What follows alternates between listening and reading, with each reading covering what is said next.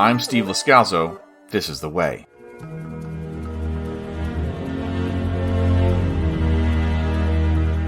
Welcome to This is the Way podcast's coverage of the Skeleton Crew series. This is Season 1, Episode 3's recap and discussion.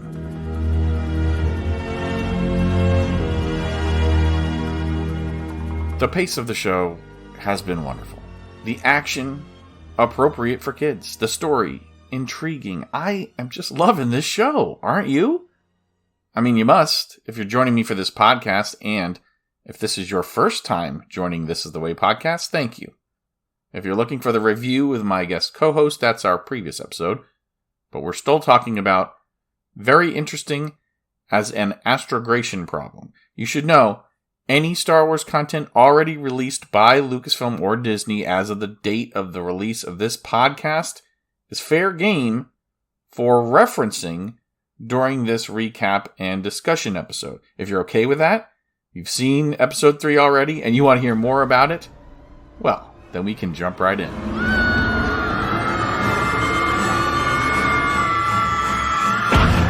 Directing episode 3 is once again David Lowery.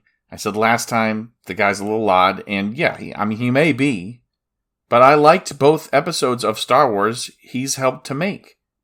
I didn't see his film Peter Pan and Wendy, but the movie he made with Jude Law and some kids, maybe that experience helped here with these last 2 episodes. Showrunner and episode 1 director John Watts co-wrote episode 3 with co-creator Christopher Ford. Now, what about this title? What does that mean? Astrogration. Well, it's kind of a spoken line of dialogue, and I'll explain more about that later. Guiding ships through water, we call that navigation, naval navigation. Here we're describing the science of interplanetary travel as astrogration. Now, astrogation is the online Merriam-Webster dictionary definition for describing the science of interplanetary travel. Astrogration, as it appears in the episode title, is not. And hopefully Disney Plus can fix this, but again, I'm going to explain more about that title and that line in the episode later. The thumbnail and episode page descriptions available for episode 3 on the Skeleton Crew's Disney Plus episodes tab, and the episode page description for very interesting as an astrogation problem. A mysterious stranger offers to help our heroes. The runtime shows up as 40 minutes in parentheses on the Disney Plus show page. That number includes the previously on footage and all credits, including foreign language versions. Actually, it's not previously on. It's last time on Skeleton Crew. So that would have been really cool to have a character voice at, like maybe SM33. Last time on Skeleton Crew. Okay, then. The action from first shot to cut to black, though, that runs 31 minutes, 30 seconds from the start of the opening theme to the appearance of the director credit at the end. So that's an 8.5 minute difference from that 40 they claim in parentheses. Also, it's almost 10.5 minutes shorter than episode 1, and conversely, a little more than 7 2/3 minutes longer than episode 2. Nerd alert!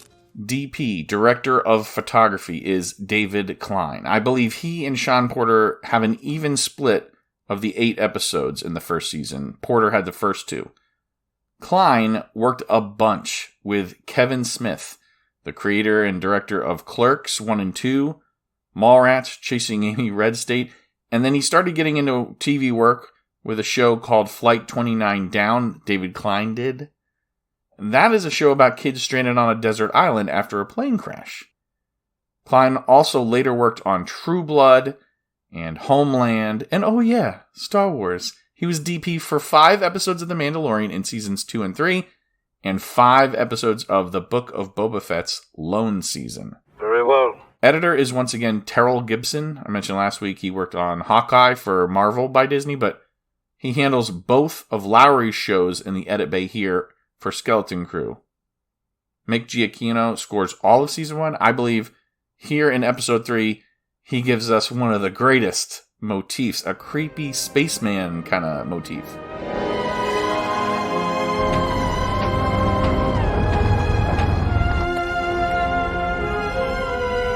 I'll say it again later, but this could have come off real tacky. And maybe some people thought it did, but I think it was just the right amount and at just the right time.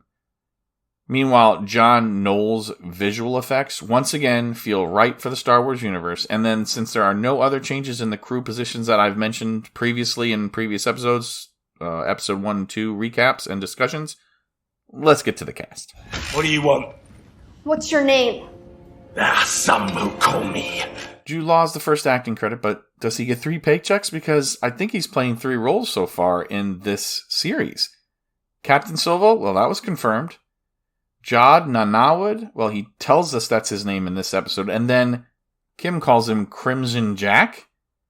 Now listen, I'm not well versed on Marvel's Star Wars comics. I didn't read them when I was growing up. This is apparently a different character from that comic run, though.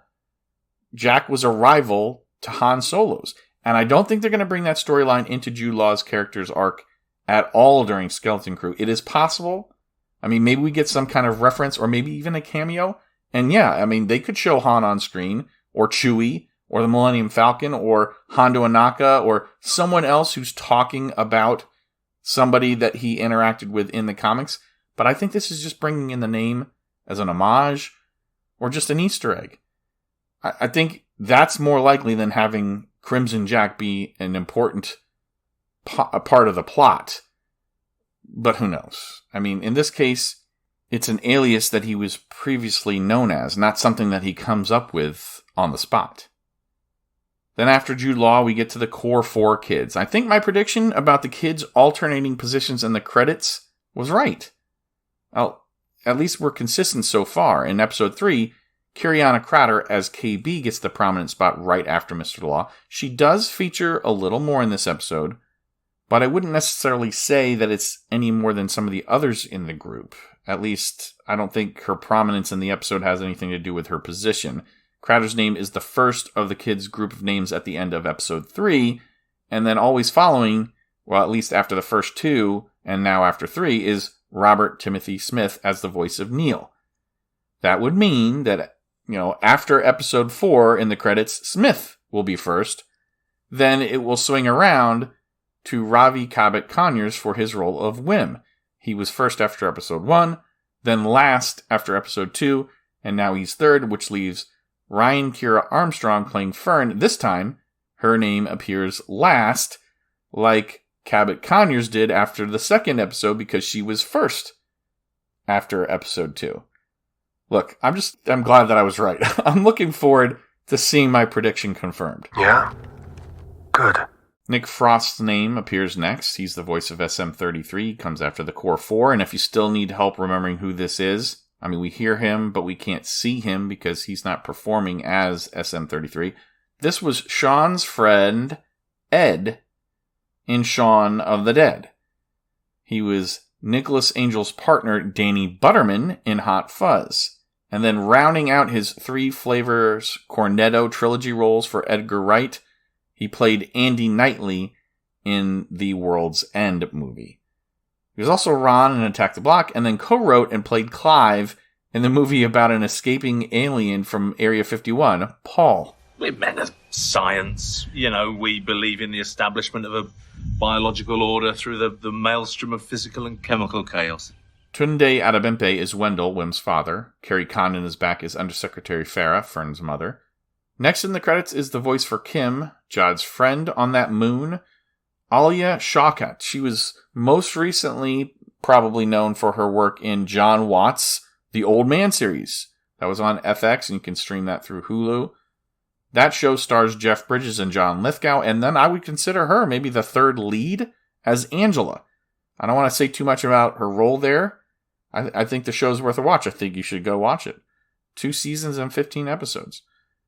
Now, there's also a chance that you recognize her from her TV series, Search Party as Dory, young Hannah Rayburn from State of Grace, but I think you probably know her as Maybe. Maybe. This is George Michael's cousin, Maybe.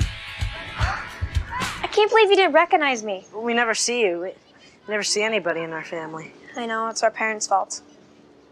We should teach them a lesson. That's right, Maybe Funke from Arrested Development. Nooma is voiced by Geneva Carr. I was wrong about who or what Nooma is. I thought it might have been the housekeeper droid.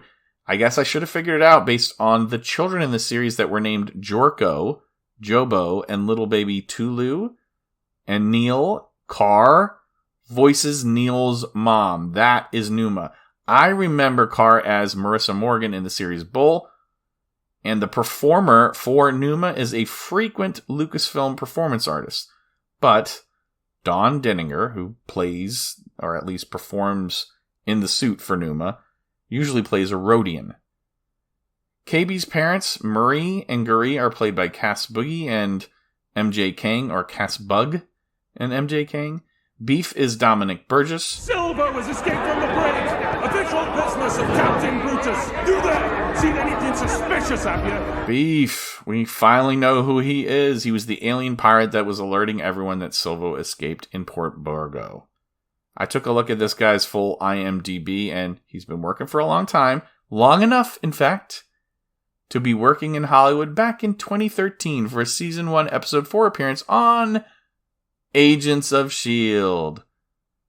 Benjar Pranik, voiced by Alfred Molina. There is no mystery as to how this man gets this job. He appeared in the final Spider-Man Homecoming trilogy movie, No Way Home, so maybe John Watts made the offer on set there for him to appear in his upcoming Star Wars project. But he's a famous actor. Of course he's going to get this job. I remember this guy well from the movie version of Maverick. He played Angel in that film. But he's also not new to Lucasfilm. His 5th acting credit on IMDb is a memorable one as well. I'm not sure if you remember, but his is the first face that you see in Raiders of the Lost Ark. And he dies in the first couple minutes. No time to argue. Throw me the idol. I throw you the whip. Give me the whip. Adios, señor. Here in Skeleton Crew, Molina voices the Ishitib crewman of Silvo's and Brutus's that finds Jod in that droid depot. The motion performance for the character, though, is done by Alexander Ward, and this is a guy who goes for this gaunt look. He performs a lot of zombies, demons, creatures, aliens, and if you don't believe me, look at his IMDb. That's pretty much it. Zombie, demon, creature, alien. Brutus, once again, Frank Tatasciore voices him, performed in the suit by Stephen O. Young. Gunter gets another line. Jaleel White's not doing a lot right now in the show, but we're not focused on the pirate crew, so maybe there's more to come. Then rounding out the credits in the episode is an X-Wing Commander Kent, played by Andy Powers, and I'll give this show a lot of credit. There are more X-Wing pilots in the galaxy than we've seen. So they bring in a different one than we've seen in The Mandalorian and the Book of Boba Fett and Ahsoka. And, you get what I'm saying here. As much as I would have liked to have seen Captain Karsativa, We can wait. this is probably not his sector, right? I mean, his sector is in the Outer Rim.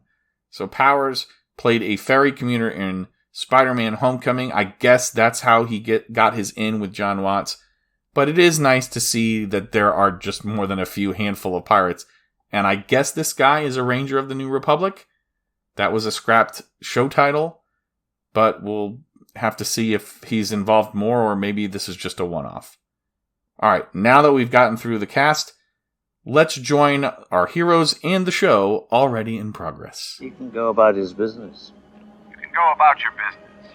Move along. Move along. Move along. As I did last week, I want to talk about these commercials. 4 1-minute, 30-second commercial breaks in the ad-supported Disney Plus version?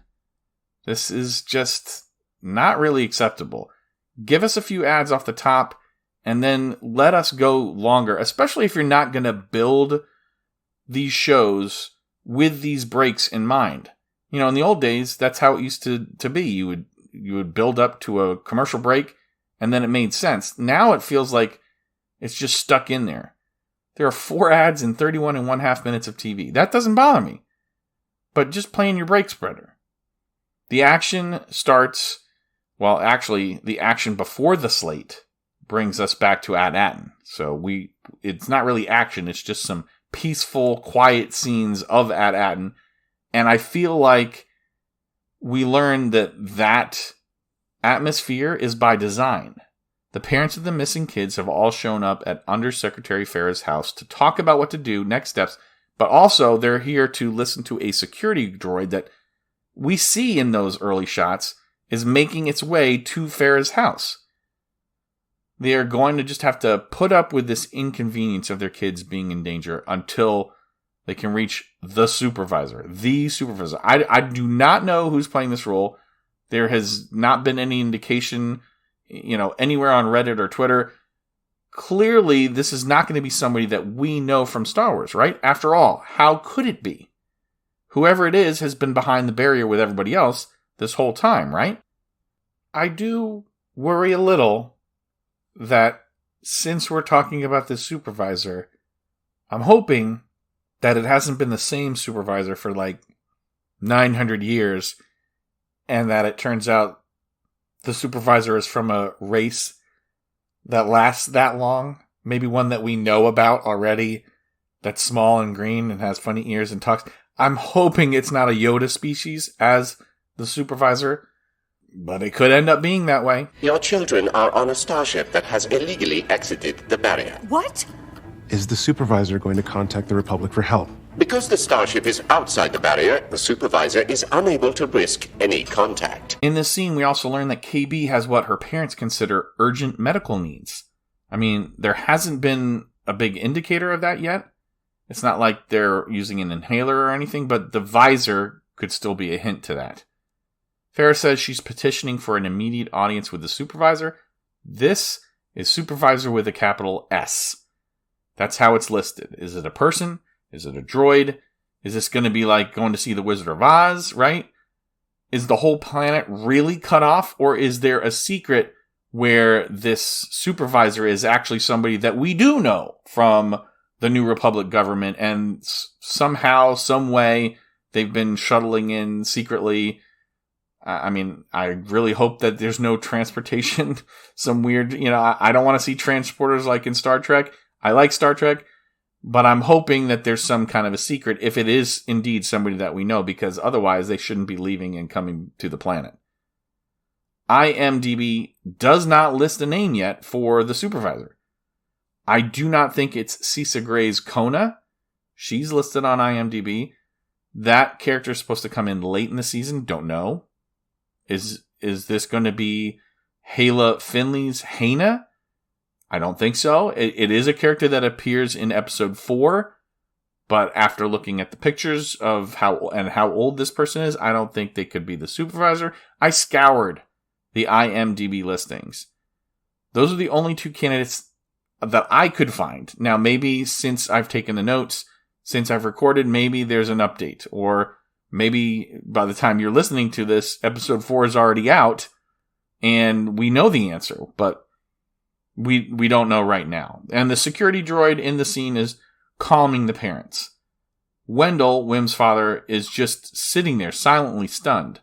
I think he's coming up with some plans in his head. The droid is also warning him, listen, contact or travel outside the barrier is forbidden. Contact outside the barrier is forbidden. Travel outside the barrier is forbidden. Any violation of planet wide protocols will result in security violation. Then we're going to get the Skeleton Crew show title slate appearing, and the action will head back to Port Borgo. The Core 4 has escaped with Wim's Jedi. And they're on a stealth mission, if you're playing a video game. And we quickly see the Stranger's next unlocked ability. KB doesn't want to risk being seen, so the Stranger uses the Force to distract 2 guards. And this is a move we've seen many times. Probably most famously by Obi-Wan Kenobi near the tractor beam controls on the Death Star. We know he's using the Force here, not just by hand motions, but we get an accompanying sound effect, too. I mean, of course this works, right? And the dialogue is smart, funny, makes sense to the world, to the characters. I really, honestly, this is one of those episodes where I just want to play the whole entire scene. It doesn't feel like there's any wasted time in the dialogue. How'd you do that? Practice. Let's get to your ship. We never agreed to give you a ride. What? He's helping us. Yeah. If you could escape at any time, what did you need our help for? Without a ship, what use was freeing myself from the cell? The questions that the kids are asking are questions kids would ask. They would blurt them out. And there's simultaneously things also that the audience is wondering, and we get to have those questions instantly answered. It's brilliant. Jod then says he waited in the Force provided. We don't know his name yet, but he waited in the Force provided. That's for churchgoers, right? I mean, it sounds a lot like the Lord will provide. Fern's skepticism, not completely unwarranted here, but it is very annoying. Only because, though, she's focused for the moment on the wrong thing. She's arguing about whether it really is the Force, but he does have the ability to use the Force. I believe she's right, though. He's no Jedi, at least at this point anyway. He's a scoundrel. He does want the treasure. But what she's failing to realize is him finding their home is her getting home. So if that's not what she wants, then she's never going to find home. We have no idea who he is. Yes, we do. He's a Jedi. My name is Jod Nanawood. And you are? Neel. Kh'ymm. Now we know each other. So now we find out his name is Jod. And I want to believe him, but is this an alias? I mean, we might as well discuss it now, but this is Silvo, right? Or is Silvo his name and this is an alias? Or do we hear later Crimson Jack is who he really is and these are both aliases? Is he none of those names? Does he just simply steal names? Or did he steal the real Jod Nanawood's identity? Or did he just hear the name, like the sound of it, and had to come up with something? Fern is right not to trust this man, I think. You could sense that someone was going to come around the corner. You know much of the Force. Ho! Kh'ymm and Neel are impressed and convinced. I mean, remember, the kids, all of them, just met this guy. I mean, it's the next episode, but it is following when they met him in the brig. It makes sense from what we know of Kh'ymm and Neel's reading on At-Attin that they would be inclined to hope that this is a Jedi. I am glad, though, as the father of two daughters, the girls seem to be wary of this guy's words, and his performance is acted so well by Mr. Law. 33 said to trust no one. This guy was in jail. So were we. Yeah, and he's got magic powers. So that means we can trust him? Jedis are the defenders of justice and keepers of peace in the galaxy. Everybody knows that. Kh'ymm's line there recalling for me Obi-Wan giving Luke a heads up in his hut about who the Jedi are. If Jod is so good, though, at the Force, why doesn't he just try and read their minds? He could just find the ship, steal their old Republic credits that they would probably be thinking, I hope he doesn't find my credits, and then he just leave them behind. Well, he may have practiced, but he may be a little out of practice. He's asking, what way do we go? He's also trying to impress the kids, though, with another Jedi teaching lesson, and he is right not to rely on the empty path. But I figure that he's distracted here because he's trying to play the kids so he doesn't sense the approaching probe droid, but maybe KB does do that because she has some cybernetics helping her. Easier to hide in a crowd than an empty corridor if one wants to... Wait, hold!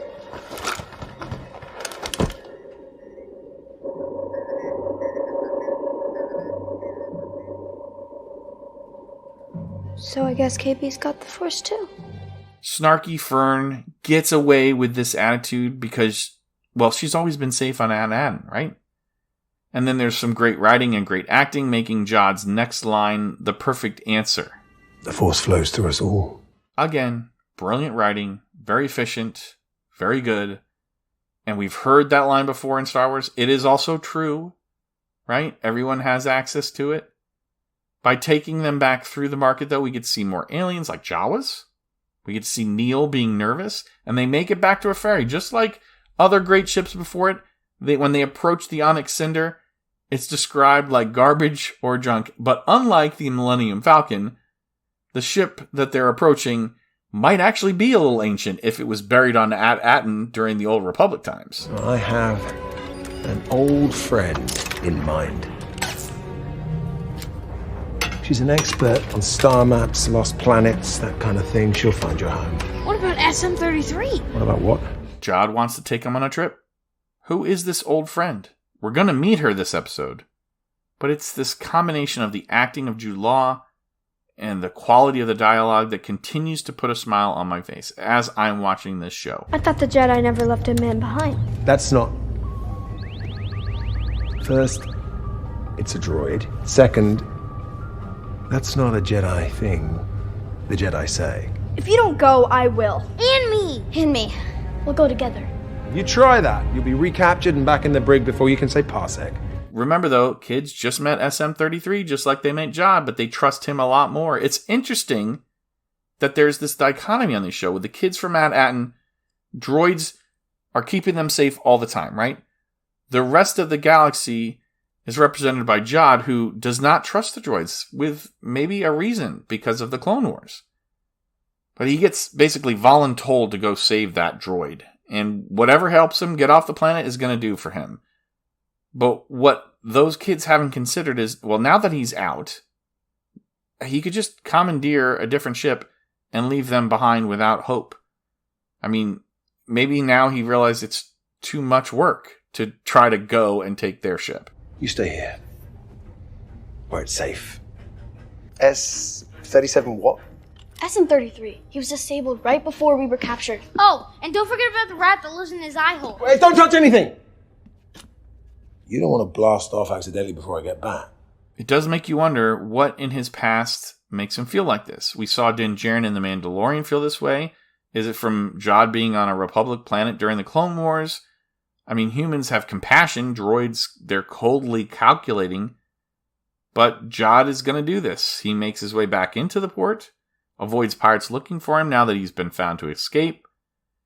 And what we hear from one of the pirates, Beef, is that what we suspected is true. The pirates are calling him Silvo. So it was him on the ship at the beginning of the series, and he survived that mutiny and ended up a prisoner. But we don't waste time getting through the crowd and him evading everybody. We just get right away. We join him in the droid depot, and then we're treated to him activating old droids. One is a CZ droid. He can't be bothered to listen to it. It gives its name. I don't think that means anything. There's another protocol droid. It's rambling about a prince that must be saved. Something you can't see. So I Googled the exact dialogue spoken. And Google AI or Meta AI, or I don't remember which AI it was, one of them said something about Prince Machiavelli. I don't think so, though. I looked into it, and it doesn't really match at all. It might just be a funny little story or something that has to do with John Watts or the actor, something like that. Then we finally get treated to a B-1 battle droid, one of the Roger styles, and it gets activated for the first time probably in a very long time. These are the kinds of dashes of the past that I love. It perfect amount of seasoning. So the fourth time is the charm for Jod. He finds SM-33, recognizes that there's a creature living in the eye socket, like Neel said. This creature is like the parrot on the pirate's shoulder. Jod powers him back down after turning him on to avoid this lumbering droid making way too much noise or on the way out, or just bringing attention. But it turns out he's already got some. There's an old crewmate of his that enters the depot, recognizes him, and it's an Ishi-Tib, Benjar Pronic. At first, it seems to Jod and us, the audience, as if Benjar's just going to let him slip away. You can't tell a soul you saw me, there's a good tip. Well, that's the real trick then, isn't it? Because I'd be remiss if I didn't report it to Captain Brutus. Let's call in the guards. Have a little chat. He says he's going to call Brutus, though, but we're not shown how Jod gets away. We are not shown, and it is not clear if we'll ever be told of those kinds of things. Maybe it's just he got away. Maybe it's being held from us so that we don't find out. I mean, us, the audience. Maybe they don't want us to know how ruthless this character might actually be yet. But while he's making his escape back through Port Borgo to the Onyx Cinder, we rejoin the kids as they discuss their new party member. He is so. Is not. Is so. Is not. He floated stuff. There's a million ways to make it look like something is floating. Name one. Repulsor lift, tractor beam, magnets, mirrors. String. String? Like a really thin string. You're just jealous of him. He just wants to steal our treasure. And I vote that we take him, and so does Neel. Fine. Then me and KB vote we leave him. That's a tie, and tie goes to the captain, which is me. We're just kids, Fern. We can't do this on our own. Now understand, Fern's examples aren't wrong, but they are ridiculous in this case. I mean, she saw what happened with her eyes. She must even know it, but there is no chance Jod was faking it or set up this key for a distraction, but it doesn't matter. She just wants to leave Jod behind because she doesn't trust him. Even her friend KB understands, though, they would be lost without him.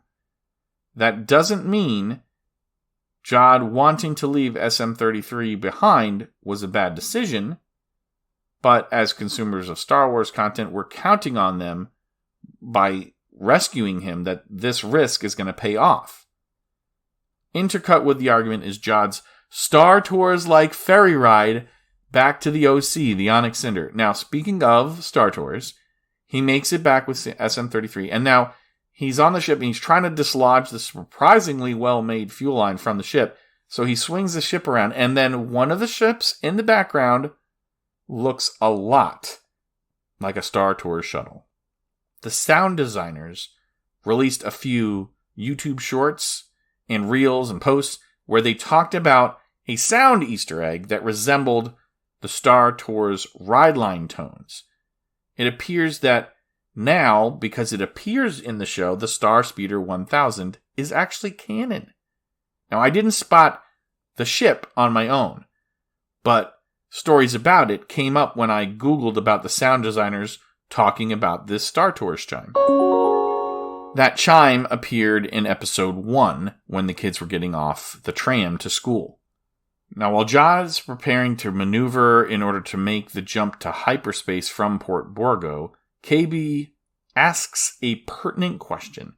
I mean, if they're tied to something, is that thing that they're tied to going to make the jump to hyperspace alongside the ship? You would think no, right? You know, that doesn't matter. But some of the ship configurations of the past are so weird, you gotta wonder, what makes you part of the ship that enters hyperspace, and what do you leave behind? Like, you just have to be attached? Because the rules aren't clear. I'm okay with not getting an explanation. And in fact, if you did try to explain it, it would open up a can of space worms. It is interesting to wonder, though. It's much more fun to wonder something about this than trying to excuse how this poorly conceived Holdo maneuver in one of the movies ruins the appeal of the Death Star because of the inconsistency that it introduces. Anyway, the OC makes the jump, the fuel line snaps back, causes destruction, wreaks havoc at the Borgo docks, but Brutus doesn't move. So, does this other pirate captain have some force sensitivity? Or maybe it's just a lot of guts. Do you want me to go after him, Captain? Gunter asks the new captain if that new captain wants to pursue the old captain. Put a bounty on his head! I want him groveling at my feet. And those pups! I did like that the Shistavainen Brutus calls the kids, the human kids, pups. I thought that was nice. The Cinder is on the way to meet Jod's contact and tend to Smee. Intruder on board! That's Jod. He's good. He's on our side. He saved us. And you. Yeah, he's a Jedi. Jedi? Yeah, you can trust him. He's taking us to his friend, who can help us find At-Attin. Can't say I remember no At-Attin. Yeah, we know. The writing is very good. This little scene catches us up on what's happening, and it also catches up SM-33. Then we get to see how much Wim and Neel have bought in. 33 once again says, I can't remember no At-Attin, and I'm starting to wonder, maybe the planet didn't originally go by that name. Maybe that's the key. I mean, if they spoke the original name of the planet, maybe then SM-33 would have more luck because he would remember, oh yeah, that's where it is. Or maybe it has really been wiped from his programming. I did notice while Jod was eating the blue oatmeal, there is a sound that I think comes from Aunt Beru's kitchen that was used here. So, At-Attin.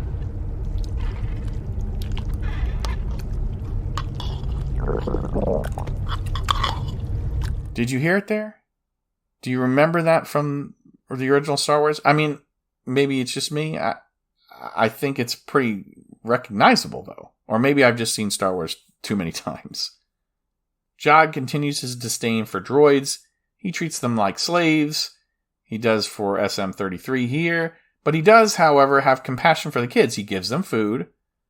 Of course, there may be a motive. He goes snooping around the ship, finds the skeletons near the pirate cabins.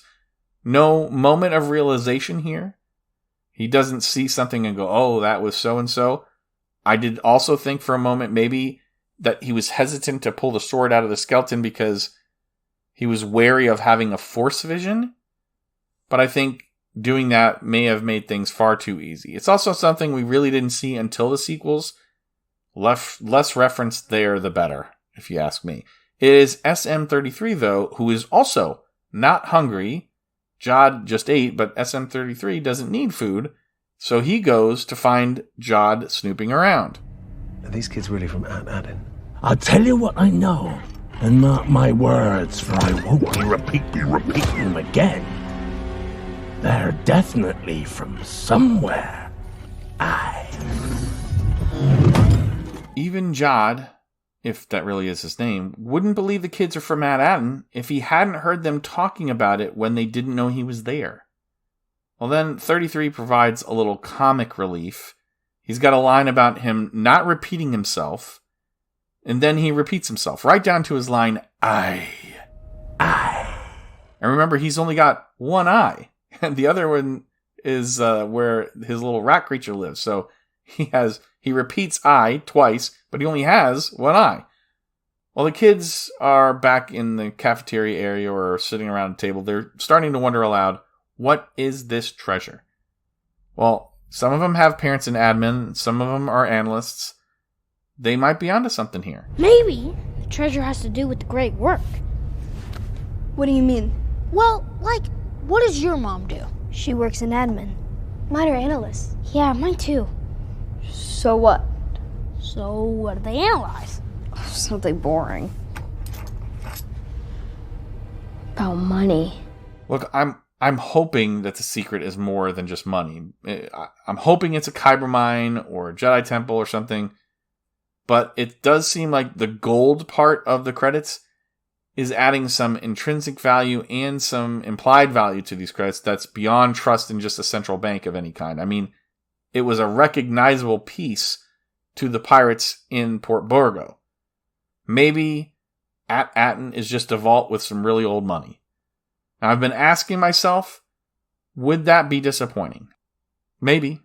But I get distracted because there's some good writing. Wim hears Jod approaching, then tries to hide the credits under a bowl. Neel does something smart, if you ask me. He mimics him. I looked carefully. I don't think Neel was doing this as a gag where he's trying to hide the mouse because the mouse is what's important to him while the credits are important to Wim. I don't think it was that at all. I think he's just making it look like the overturned bowl of his friend Wim isn't out of place. He even says, like, oh, the food was good, but I think Wim and Neel are forgetting they think this guy is a Jedi, right? So are you trying to fool a Jedi? It still seems like something that the kids would do, forgetting that he's a Jedi. Jod tries to send the kids to bed then. You know, they got a big day ahead of them. Fern utters something parents watching this show probably know very well. A frequent refrain, if you will, from kids. Time to get some sleep. But I'm not even tired. And of course we cut to Fern asleep. I know Lucasfilm is fond of saying we make Star Wars shows for kids, but here's a little evidence that it's not just for kids, right? Hey, Fern had a long day acting like her mom. She's tired. Neel gives us that adorable trunk snore / wheeze. Wim's also tuckered. KB, though, seems to be wide awake.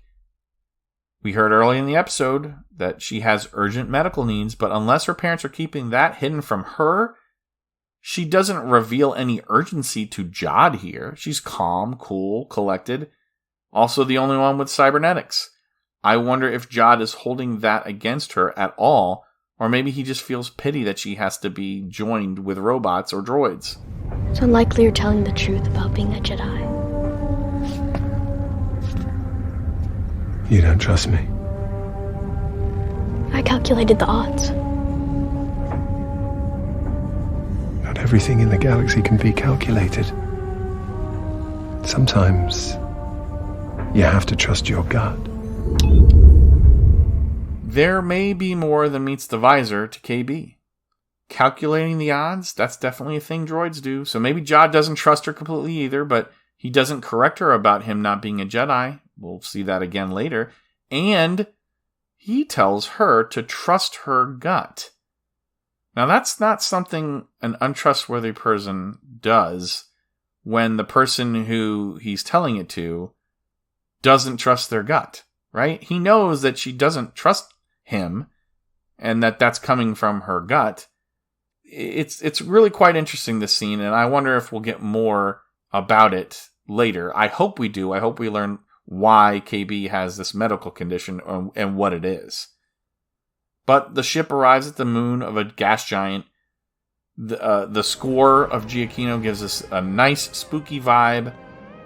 And the theme that's woven in here reminds me of a 50s or 60s space serial television track. But it also reminded me of Loki. Natalie Holt had a theremin that she used.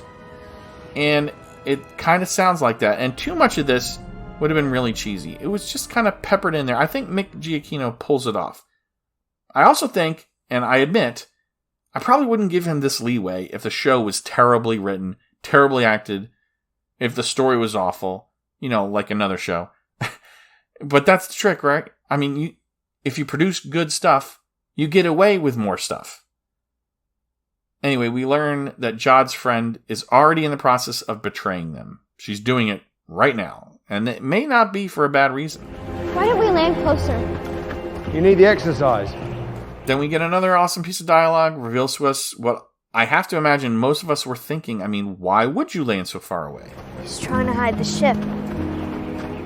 Listen, this friend of mine, we go way back, but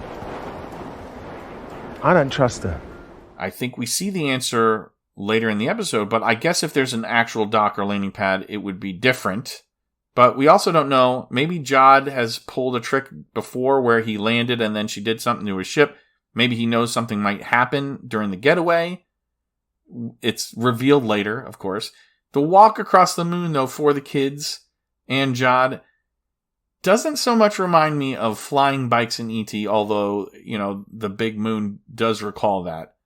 But it reminded me of something else. Spaceballs.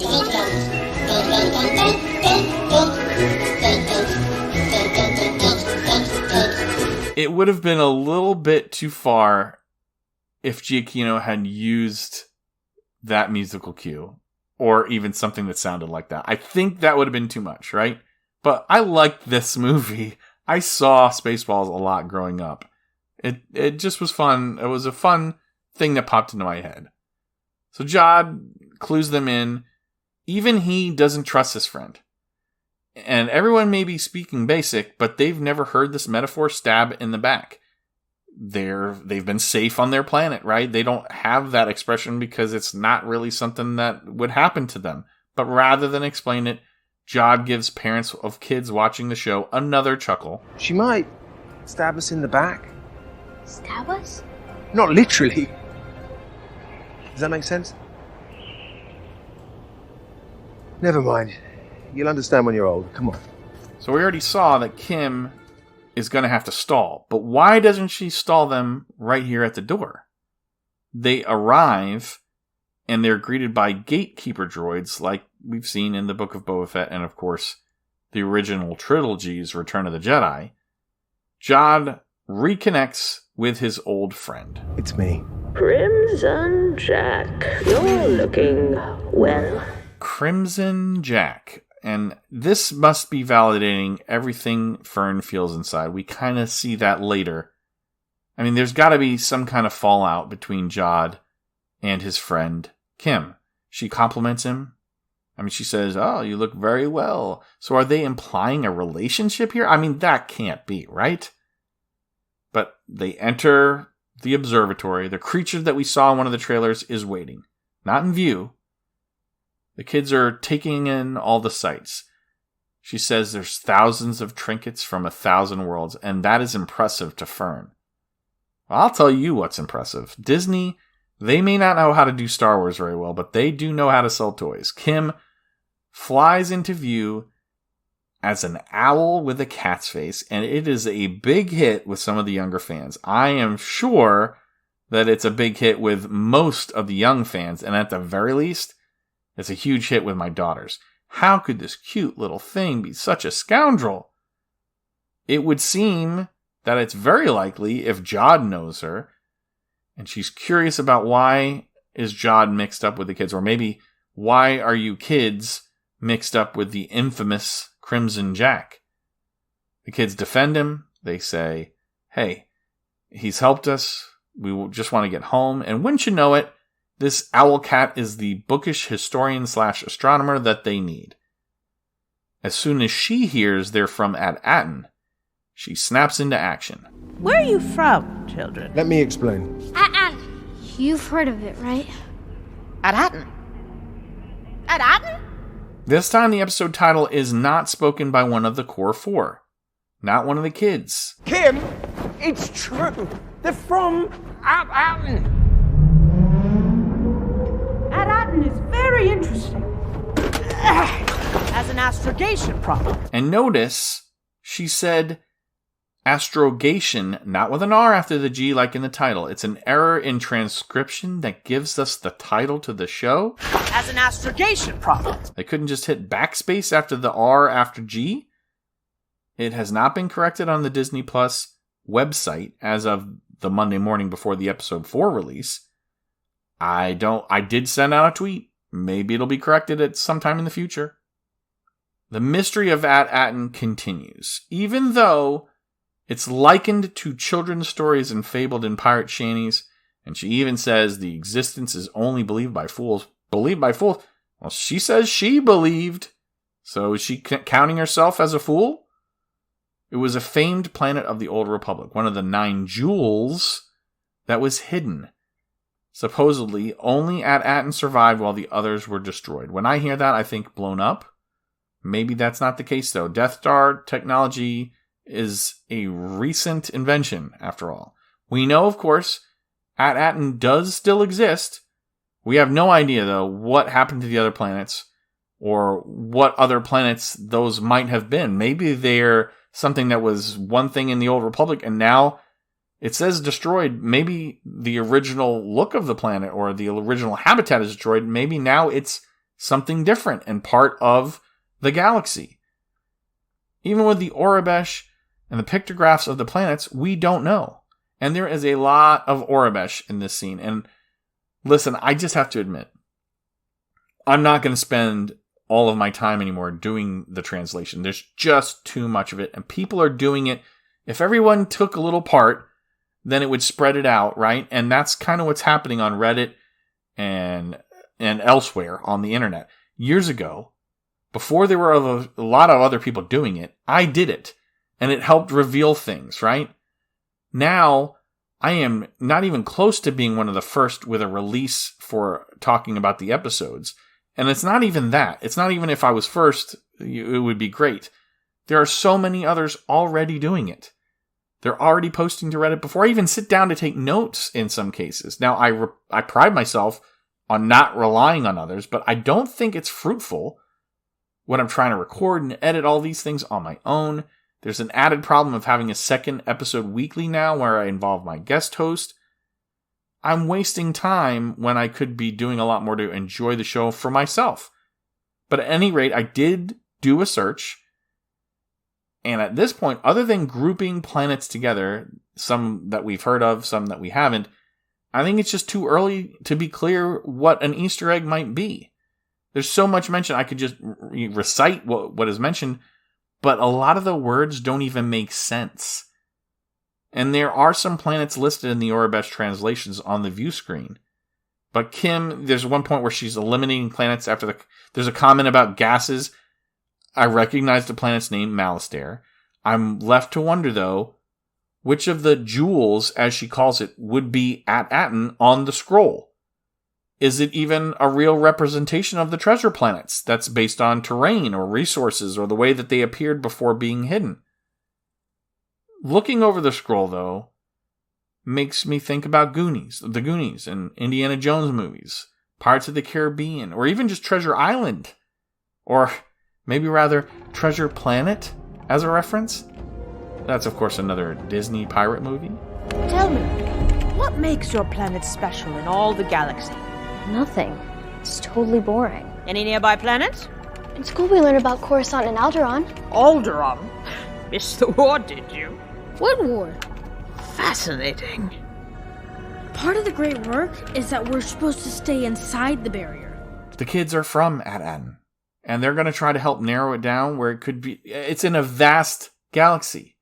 And okay, so this is the way they want to do it. But I do have a problem with this line of questions and the answers given, because they don't really reveal anything. She says, what makes them so special? The answer given was nothing. It's just boring. Nearby planets? KB says, we learned about Coruscant and Alderaan in school. Well, one of those planets doesn't exist anymore, right? And those planets aren't within the same system. They may both be core worlds. They're part of the same galaxy, but they're not that close to each other. And also, she says we learned about them. Not, oh, these are nearby planets. And if At-Attin is between them, how could it be hidden? So I feel like that's an answer that's much more likely already known from the scroll that Kh'ymm has, right? Like, where is it near? Or something like that. Or maybe part of a children's story. Or maybe part of a pirate shanty. Or whatever she said. The kids are, for the first time ever, off their home world. How could they possibly know? I mean, I understand why she's asking, right? But the answer doesn't reveal anything. It doesn't eliminate anything because they don't answer it the correct way. Also, they're young. They don't even know about Alderaan being destroyed or even that there was a galactic war or a rebellion. How could they? They've never been off planet. They don't have any information. They don't know where they are. Maybe those other planets, though, were just discovered and plundered by Emperor Palpatine. But that's not explained. Great work. Barrier. Tell me, what does this barrier look like? You see it at night. It's cloudy, like a swirl. Aha! Nebular gases. Perhaps that's why the planets remain hidden. Does this narrow it down? Oh, yes. Only 10,000 worlds. 10,000? Neel is actually the first one that gives her any important information, since apparently it wasn't part of the fables that the jewels were hidden as part of Old Republic Chancellor Lina So's great works. And there's a barrier. Neel describes that barrier for Kh'ymm, and so she was typing. After she heard all that stuff, she starts typing. She remarks, hey, that sounds like nebular gases. I guess Jedi meditation being responsible for the barrier is out, but she is finally, according to the Aurebesh that is appearing on the screen, narrowing things down. We'll carry on until we've picked your little brains clean. Honestly, the kids should be very unsettled by a comment like that from Kh'ymm. I mean, they don't know her. Then we get a calculation of how many planets there are in our Star Wars galaxy. Fern, we've already eliminated 99.99%. I'm going to say about 100 million. Why? Because 10,000 is 0.01% of 100 million. So that would be how KB got the number of narrowed down planets at 99.99%. So that's how many known planets there are in the Prime Galaxy, 100 million. But it turns out Kh'ymm sees one of the patches that Fern has on the back of her rucksack. It is a huge part of the puzzle. What? What's that symbol? Here, on your rucksack. It's because I'm headed to class. My mom makes me wear it. I've never seen Palmerish numerals used in Proto-Republic artifacts. The Palmer method refers to a way of writing. Proto-Republic is predating the Republic, so remember that was all wiped away by Palpatine, so maybe the planets were as well. Since they're from At-Attin, and it has been closed off that long, it makes sense. Jod notices Kh'ymm corrects herself when she answers him about how long is it going to take to narrow things down. Oh, probably not. Actually, it's going to take a little while. He's been paying attention to more than just the words that are coming out of her mouth. He turns up the volume on the communicator just the right time. There are approaching Rangers of the New Republic and X-Wings on their way. My hopes were up for who was going to be responding, right? But I'm okay with who actually does. Jod and Kh'ymm clash. He actually does shoot at her, even though she says, you wouldn't shoot me in front of the kids. Coordinates then pop out on a data card. Jod shoots at the computer so they can't be followed. Kh'ymm got knocked into some books or data pads. So he scrambles outside with the kids, but KB lingers back a little bit, and Kh'ymm appeals to KB not to trust this man. But I don't trust him. Not really. What did he tell you? Trust your gut? Use your head. Get the truth. And if you ever need help, you can call me. She does go with him, though. And X-Wings approach. And if they had landed right near the observatory, well, they might have all been captured already and the kids liberated. I guess targets on foot are a little harder to track. Initially, at least, the X-Wings come in. Maybe they were searching for a ship or just planned on landing at the observatory like they later do. But the group makes it back on foot to the OC, the Onyx Cinder. Before they board, they want the truth from Jod or Captain Jack or whoever he is. The truth! The truth is, I'm just like you! Okay? I'm lost! I'm alone! But you are a Jedi, right? I never actually said that. What? I knew it. How do you make things float? Listen, Kim's goons are not going to help you get home. But you and me, we want the same thing. He seems to be too old to me to be one of the younglings that were captured and tortured by Palpatine in the Clone Wars series. He's also too old to just be a youngling that was attacked by Vader. The program that I was talking about from the Clone Wars series, that was shut down and the lab destroyed to hide the evidence by the Emperor, or Chancellor Palpatine at the time. So if you watch that show, you know that was when Cad Bane was capturing kids for Palpatine and then bringing them to Mustafar for some secret studies. So maybe Jod was instead a Padawan and then left the Order or was rejected by them, predating the Clone Wars. Or maybe he wasn't a Jedi, never was, but he just knows the Force. But he says lost and alone. Clearly he was on the run at one point, right? He had to be from the Inquisitors if he ever used the Force. Again, a little too old to have been a youngling, I think. But maybe he was trained or training at the time of Order 66. Okay, what now? Yeah, what now? I'll get the hyperdrive ready. Right, how do we do that? I'll get 33. No! Rely on the droid. I'll let you down every time. His comment when they do finally get on board the ship about the droid, maybe one was assigned to him for protection. Maybe it betrayed his location. Or maybe he just is kind of speciesist. Whatever. Maybe one turned on his master. Maybe he was captured in the Clone Wars by droids. Maybe it's something even more simple and just unimportant. I am hoping that we find a little bit more about his background in the next couple episodes. Jod then convinces them to get on the ship when the X-Wings start to fire. I mean, the X-Wings knew that there were kids, right? But maybe they're just firing to scare them. Neel, I need you to take the controls and evade their fire. Neel? Neel? I can't fly a ship. Like this. Just wiggle the controls a little. Evade. You. With me. I'm the captain. You work for us. Why is Neel even flying the ship? Why can't I fly? Then we see Neel take the wheel. It's the scene we saw in the trailer, right? But it's fun. At first, both Wim and Fern are mad about Neel flying. I mean, he gets the easy job, though. Jod, or Jack, turns out to be a good captain. He knows where to put people. He puts Neel on the easy job.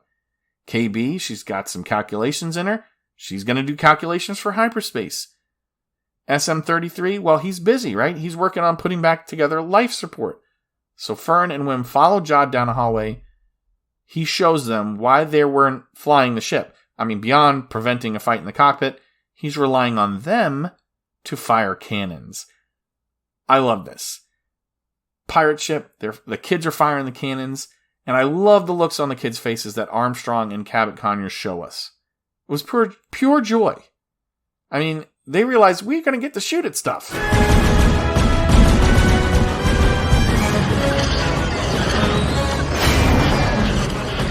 I got him! That's my shot!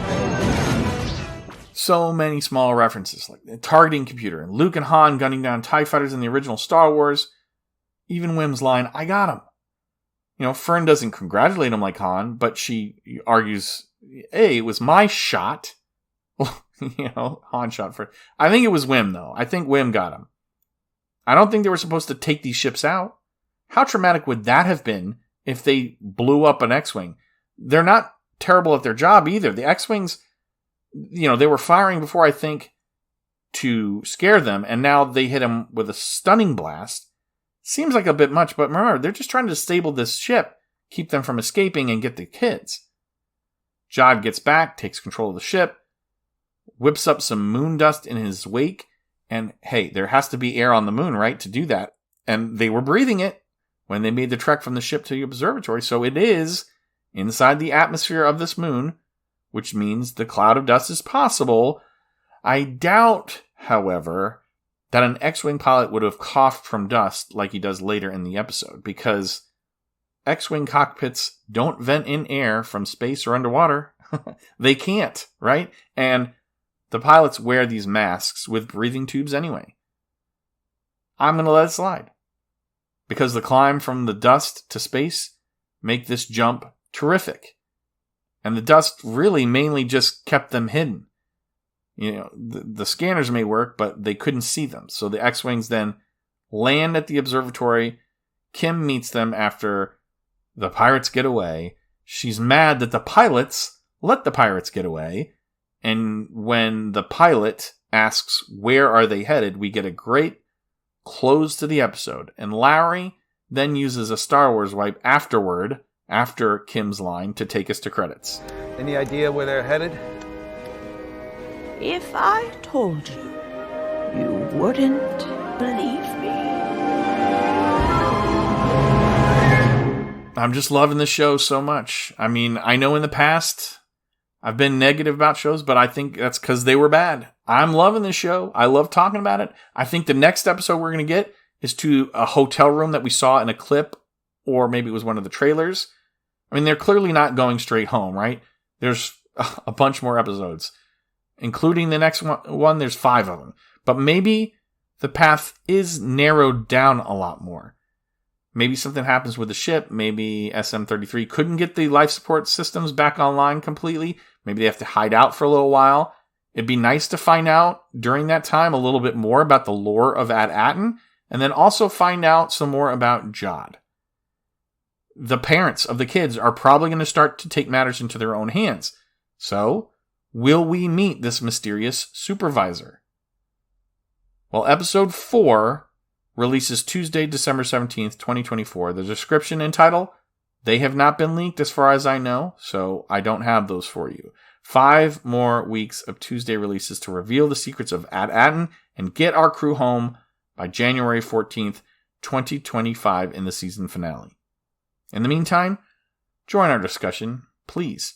I'll even take, hey, I'm first, like I got from Jim on our recent YouTube release of the review of episode 3. I'll take it. But you can send email to thisisthewaypodcast@gmail.com. We have Instagram and Facebook accounts with the handle @thisisthewaypod. We even have a blue check on X. I think our release schedule this week will be a little quicker with the next review, since there's not as much going on for us personally. But hey, next week, that's Christmas. So you can expect a delay after episode 5 is revealed. But next is a review of episode 4, and my special guest reviewer has been doing such a great job. I think I'm going to keep asking her to join me. Thank you for joining me for This Is the Way podcast's Skeleton Crew recap and discussion of Season 1's third episode, Very Interesting as an Astrogation Problem. I'm your host, Steve Lascalzo, and This Is the Way. May the Force be with you, always.